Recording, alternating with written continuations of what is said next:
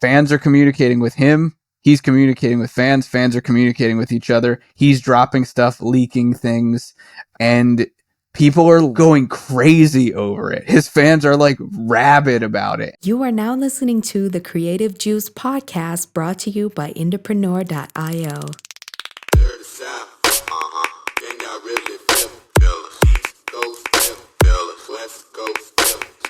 What's up, Indies? Welcome back to Creative Juice. This is the podcast where we cover growing and monetizing a fan base and building a music career with marketing strategies that are working right now based on what we see every single day inside of our music marketing agency and across our community of thousands of artists and bands. I hope you enjoy and subscribe. I'm your host, Jack McCarthy. This is episode 379, and with me today to talk inspiration is my friend Circa. Cirque, what is up, dude?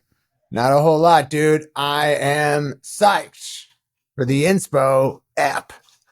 This is going to be fun. We get to watch music marketing in real time, and it's fun to do because every once in a while we see an artist outside of the IndiePRO kind of circle of things doing something really cool that inspires us. And we wanted to talk about where that inspiration comes from, what you can do with it when you see artists doing cool stuff out there in the wild, how it might inspire you, and maybe some of the things to ignore as like a cautionary tale of just like what to not pay attention to in the music industry. And that's what this episode is going to be about today. I'm psyched. Hell yeah. And a little bit of backstory here. We're covering Jon Bellion today, and he's been back around, but he had a hiatus. And I think it's useful for us to talk a little bit about that hiatus because it's particularly pertinent to IndiePRO and what we do. For sure. Yeah. Great point. And it's probably also worth giving a disclaimer here that Cirque and I are big Jon Bellion fans. So if any of that energy comes off in this episode, you just have to deal with it. We like the guy. In 2014, I was in the kitchen of Studio 18, which is where I would set up my computer most days. And I was furiously trying to show everyone in the studio Jon Bellion. I was like, this dude's the future of pop music, dude. I couldn't have possibly imagined how true that would become from a songwriting behind the scenes perspective. Dude, my experience was so similar, except I was at my home studio at my parents' basement at the time. I remember shuffling people in to do sessions with me and being like, you got to listen to this guy. You got to listen to this guy. He's so good. It was the exact same experience. Yeah. He really brought sort of hyper modern production technique to a pop music template. He decomplicated a lot of what more advanced SoundCloud producers are doing and made it more palatable and accessible. Yeah, he really is like a Michael Jackson-esque figure in terms of pop. And honestly, since then, I mean, Jon was writing for massive artists back then even, yeah. But since then, he's written countless hits on the radio for tons of different artists. But his own artist project kind of got pushed to the side because of contractual things with his record label and stuff like that. And now he's kind of having a resurgence here. And maybe this is where we can start talking about coming back from a hiatus. Yeah, he's been making the rounds on the interview circuit. Yeah. He's been talking about record labels as if like he previously didn't know that they were vampire squids latched onto the face of every creative thing that moves. But it's interesting because I hear him talk about it and I'm like, man, this guy got pretty high up in the industry. And it seems to be a surprise to him that record labels are what record labels are and have always been. Like he was really shocked or taken aback by it. And it kind of grounded me because when I come out to the podcast or to an event or I'm talking to like a group of indies, I kind of come with the curse of knowledge with respects to the music industry, whereby I think it's obvious that you don't want to partner up with record labels. I think it's obvious what they do, but that's because I've read Hitmen, I've read Appetite for Self-Destruction, I've had all these conversations, I've interfaced with all these people. And so that knowledge and that default posture towards the record industry is built up over time. I thought it was cultural. I thought in my mind, it's like, oh, everyone comes out of high school knowing their record labels are the great Satan. Not everybody's quite like us, Cirque. Maybe that's the tinfoil hat. Yeah. Not everyone has one. Yeah. Yeah. Well, yeah, it's just interesting to hear. It's like, oh, okay. Well, at least he now knows that. And it's cool because he started out on an indie label with Logic. That's where he was gaining popularity initially as a solo artist. It sounds like he had a rough, like, rubber meets the road moment with like that evolving to a major record label deal. And yeah, he really didn't like how much control and sort of one-sidedness that they exerted on the relationship. And so cool. Now he can attack this from a knowing sort of what he didn't know then, which is sick. For sure. Yeah. It's been really interesting to hear about. And in a lot of ways, I heard a couple of the interviews that he had done as he was starting to open himself back up to like the artist side of things for him. And he was saying, like, I told my wife, I'm never going to be an artist again. Like, I'm done with the artist thing. So sad, dude. That's kind of that's the emotional side of like what we do is like, yeah, we've talked to indies who are like thinking about quitting because their record label owns their like big tempo album they made. And it's hard for them to mount like a follow up, and it's just demotivating. Yeah, for sure. So it's been really cool to now see him take the posture of, he's been saying like, this whole thing is like ground up with the fans. It's self-funded. Like, I'm doing this with you guys.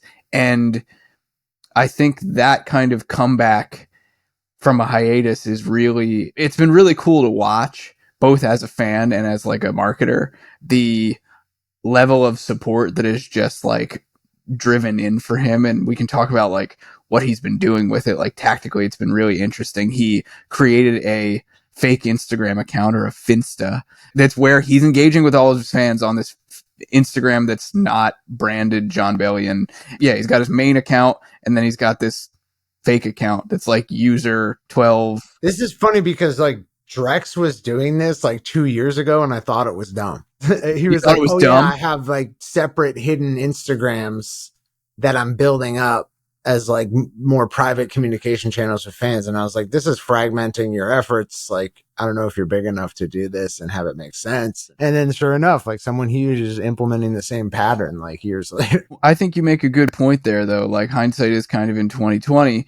As we're talking about this, and we're talking about like things to pay attention to that are happening in the music industry and other artists are doing, like, you do have to gauge everything that you see against like, does this make sense for me and where I'm at in my music career? Because like, his main Instagram account has, hundreds of thousands of followers, and now his side piece Instagram account has like, I think like 32K or something like that.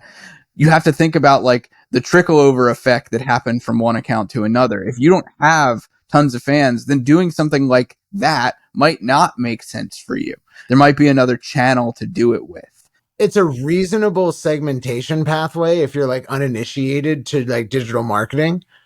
You know what I mean? It's like, Yeah. Oh, I want this place for my like most dedicated fans. It's like, okay, well, you kind of have a barrier of implementation here where people aren't going to probably discover you because your content is not intended to go huge.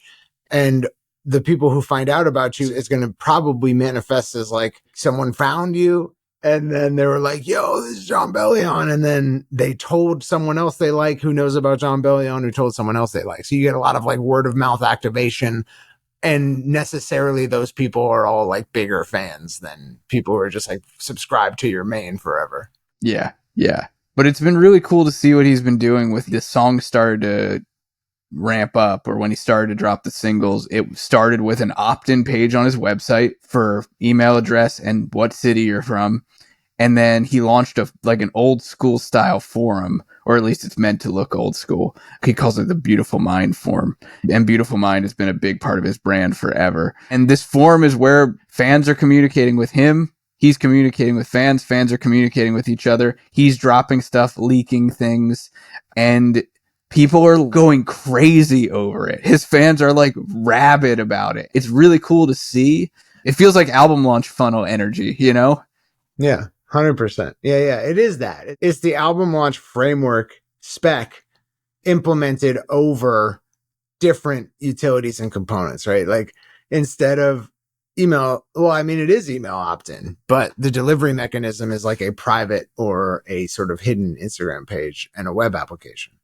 Yeah, exactly. It's really cool. I mean, like, I think just last week, he announced or like didn't even have a chance to announce a live show, like a listening party live show for the whole record.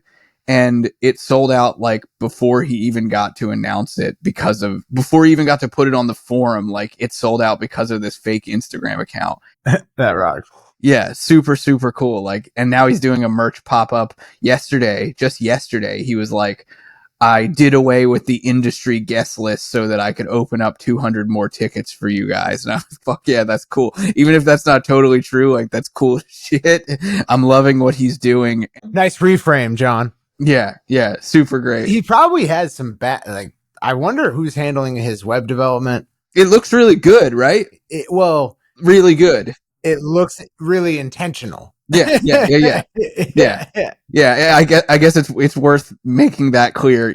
You know what I mean when I say it looks really good. For everybody else, it looks very intentional. Yeah. Right. Artists have traditionally and historically such a shallow relationship with web, where it's like they use web platforms on which they have like a profile. That's almost it. Their only web presence outside of that. And then someone's managing the profile. In a lot of cases, they don't even touch that. Right. And then outside of that, like the label might throw up like a landing page-esque, like one-pager website that is just dog shit for all purposes. Yeah.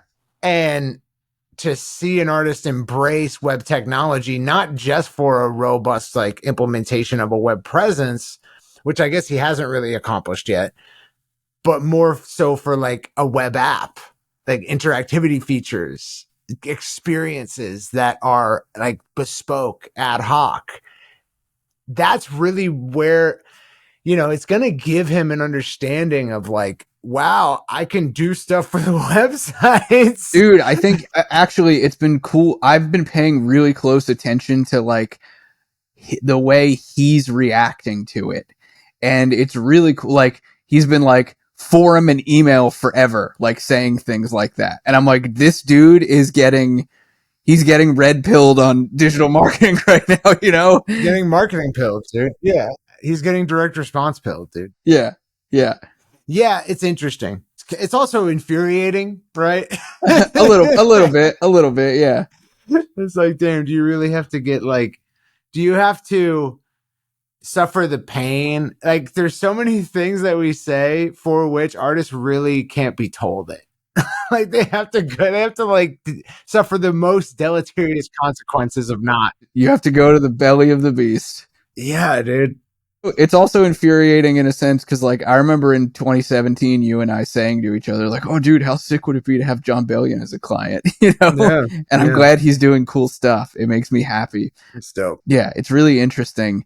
And the main reason that I was excited about talking about this today was we see this kind of stuff out there in the wild every once in a while. And like, I like to track what other artists are doing. Obviously, we've done episodes where we talked about like the marketing of the Billboard Hot 100 artists, for example. And we'll link back to that in the show notes if you haven't heard that episode. But a lot of times it's kind of us downing on stuff that we see out there in the industry. And this was an example that when we, to be able to say when we see things that are cool and that I think a lot of artists should pay attention to, I want to highlight those too, because there's a lot of bad that artists latch on to. You latch on to like this artist, cleared out all their social media one day and then the next day they drop their record and that means I should do that. When in reality, like those are the kinds of stunts not to pay attention to. And these are the kind of stunts that you can pay attention to piece by piece. You can look at what's being done. You can think about how it fits into the framework of a whole marketing campaign. And I think most important to me, what I've been taking away from this one is like, if you're an artist and you're watching what other artists or industry people are doing, pay attention to how the fans are reacting to it. And I mean that like, not like, oh, they're excited one day and then like the drop is done and then they're not excited anymore. Like, that's one modality that you can look at and be like, okay, that probably means I shouldn't, like, that's waters that I don't want to tread, versus what's going on here. It's every single day interaction happening with fans, and you can see it. Like, you can watch it happen, and go to Jon Bellion's fake Instagram account. I'll link it in the show notes too. I think it's user 12/26/1990. I think that's his birthday, I would assume. And watch what's going on there and how fans are reacting. And I think when you see things in the wild, if you catch on that fans are reacting over the long term, that something is really cool and they're engaging with it, that should be a green light to you to be like, oh, maybe there's something here that I should pay attention to, that I could model. Yeah, it's interesting because like I've made some tentpole content pieces in the past for us where I'm kind of laying out my case for why like you should never sign a record deal. And the common naive response to that, there's like a set of them. One of them is, oh, but don't record labels do X? Of which like a variant is, don't record labels have these marketing capacities? They not only, because like, you know, my response would be like, no, they literally just fund it. They pay the money for the marketing. But sometimes people naively will infer like, don't record labels know how to market and have departments for marketing and are really good at marketing artists? And it's like, no, not at all, dude. No.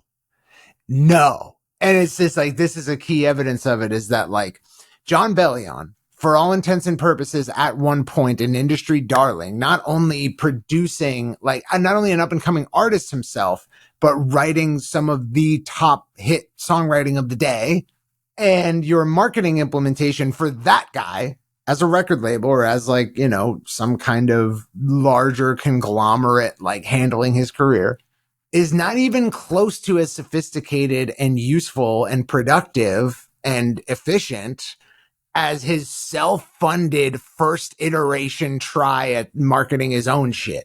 And it's not only are they just the funding, but they will outright refuse if you want to try to direct that funding at something that's actually cool and useful. So if Jon Bellion wanted to do this with his record label, they would have never been like, cool, let's pay all this money to do this. Like, they would never. We see that all the time. Like, that's not Cirque being hyperbolic either, or just like talking shit about record labels. Like, all the time we see this. I can't tell you how many conversations I've had with artists about agency work, that they're like, we really like what you guys do and would like to tap in on it. We have to get budget approval from our record label because they would be funding it. And then we never hear from them. Or worse, we hear from them and they're like, no, the label said no. Yeah, we have to pay for your magazine and blog publicist, your radio support, your press photos. It's like, dude, none of this shit's going to move the needle at all.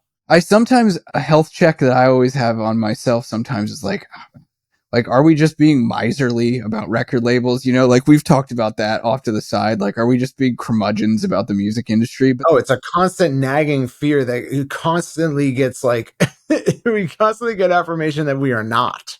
And that's the thing. Like, and that's why I said what I just said is like, we experience this stuff all the time. No, firsthand experiences, like all boots on the ground. There is no more direct proof that you can get. This is not anecdotal. It's the opposite. It's not third party. It's the opposite. Yeah. We directly first party experience this exact dynamic. And this is third party evidence of it. Is that like, okay, Jon Bellion with record label, nothing cool happens. Traditional tour, traditional one pager landing page website, like very few cool things. His potential partnership with Pixar was the only like cool, like brand extension. Like, you know what I mean? Like, it's like, and it didn't even manifest. It didn't even happen. They just made one music video that was sort of Pixar-esque. And so it's like, yeah, like, no, I've never seen a major record label be the reason that an artist had a really interesting marketing application. It's almost always in spite of the fact that artists had a label, not because of it. I want to double down on that for a second, because that's admitted across the industry right now that labels are signing artists that have something going on already. They're not making it happen for you.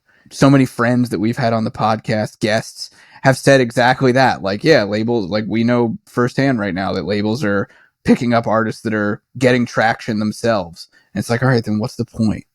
What are they going to do for you? You know?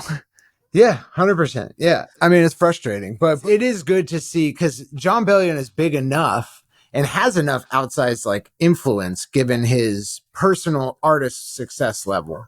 As a personal artist, he's pretty successful. Lots of people know about him. As a behind the scenes artist, he is like, everyone knows him. Massively successful. Yeah. Right. So he has direct influence over, people are going to be looking over the fence and seeing what Jon's doing and being like, why isn't my label doing this? Why doesn't my label care about stuff like this? And hopefully that is a nice, gentle nudge for the next decade of entertainment industries insofar as they exist without massive mutation. But yeah, it should be interesting to see. I hope there is a nice waterfall effect of Jon Bellion getting marketing pilled. Yeah, me too. So what can you guys take away from this? Watch out for these kinds of things in the wild. And again, like I'm going to say my 2 cents about this is pay attention to how fans are engaging with other artists marketing over longer terms than like 24-hour, 48-hour news cycles.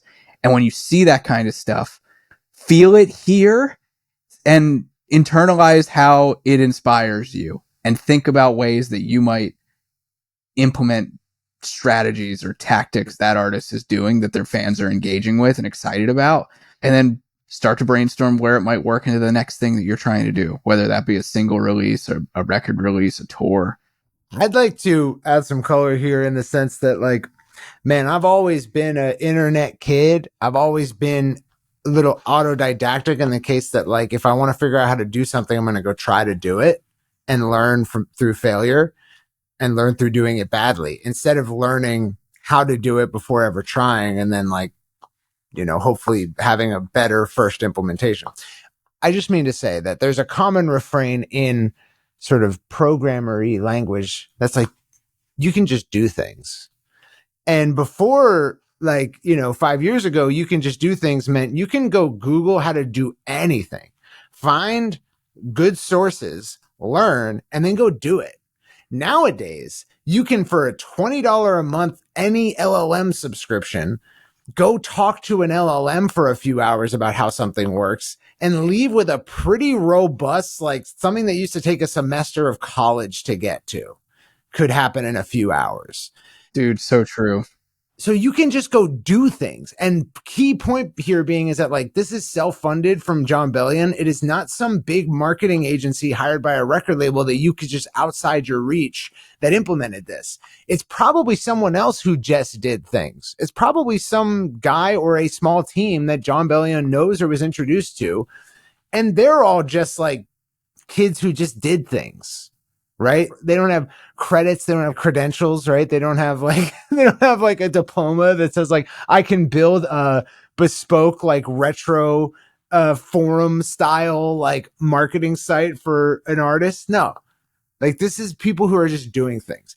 And the closer you get to the individual level, you, the artist, not the big marketing agency for the record label, that's where cool shit actually happens. So if you're an artist out there, you can just do things. You can just go learn how to do any component of this, and you don't have to worry about it not being as good as labels because it will be better. Okay? Even if it's bad, it will be better. But the important part is that you just go do things and don't do things according to some script. Think about what might be cool and then go talk to an LLM about how you could potentially make that real. And you can ask an LLM anything. You don't have to know how to prompt it these days. You can say, hey, I'm here. This is kind of what I want to do. Here's where I want to go. Start directing me there. Let's come up with some big parts of this process and what's the path look like? And all right, let's double click on this. Let's learn about this. And you can just do things. So do it. I love that. I love that so much. Get out there and do things, indies. I hope this inspired you. We'll catch you next time. Peace. East Coast, West Coast.